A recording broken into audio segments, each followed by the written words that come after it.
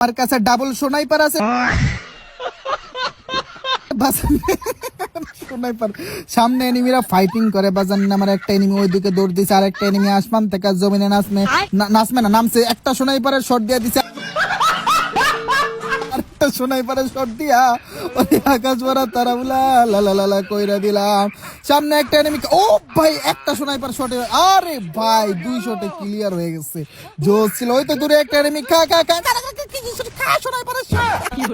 আমার টিমমেট দুইটা অসহায়ের মতো আকাশ ভরা তারা উষ্ণ হইয়া গেছে, সেই জন্য বেরেন খাটাইয়া ওদেরকে আগে রিভাইভিং কইরা দিলাম, কারণ ওদের জন্য আমি কলা বাবার বড্ড মায়া লাগতেছিল।